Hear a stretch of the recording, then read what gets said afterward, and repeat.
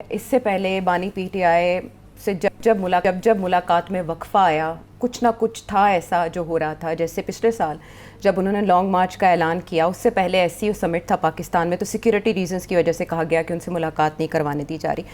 मार्च अप्रैल के करीब फिर अलीमा खानम साहिबा ने शिकायत की कि बहुत अरसा हो गया भाई से मिलने नहीं दिया जा रहा। फिर उनकी ज़िंदगी को एक बार फिर जो ख़तरात हैं उनके हवाले से उनके बेटों ने भी तहफ़्फ़ुज़ात का इजहार किया।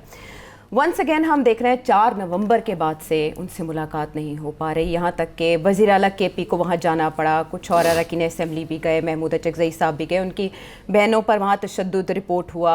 इतना ज़्यादा मसला बन गया कि हुकूमत से पूछा जा रहा है कि आप वजह बताएं। यहाँ तक कि अफ़गानी अकाउंट से ये रिपोर्ट हुआ कि खुदा न खास्ता उनकी जान को ख़तरा लाहक है जेल में या कुछ हो चुका है, जिसको टेकअप किया इंडियन अकाउंट्स ने, और ये प्रोपेगेंडा फैल गया जंगल की आग की तरह।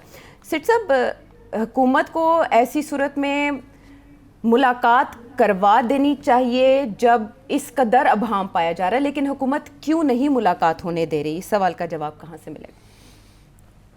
मुख्तसर दूंगा ताकि कोई गड़बड़ ना हो जाए। अच्छा। तो वो ये है कि देखिए, नवंबर का महीना है ना जी, तो आप समझ गई ना, नवंबर का महीना है। यानी वो कोई तहरीक की कॉल दे सकते हैं अब नवंबर का महीना की अहमियत है ना अब भी? कि इस महीने में कोई गड़बड़ नहीं होनी चाहिए, किसी किस्म की उकसाना नहीं चाहिए किसी को, अच्छा इदारों को, या कोई गड़बड़ नहीं करनी चाहिए।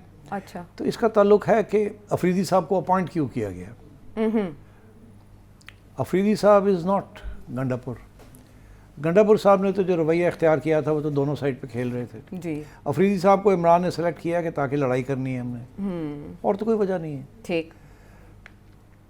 अलीमा बीबी भी यही कह रही है, लड़ाई करनी है। अब लड़ाई की तैयारी करनी है, लड़ाई करनी है, लॉन्ग मार्चेस करने हैं, हम नहीं मानते, इलेक्शन बॉयकॉट करना है, ये करना है, ओवरथ्रो करना है सिस्टम को एक दफ़ा, फिर 9 मई करना है या कुछ करना है, इस किस्म की चीज़।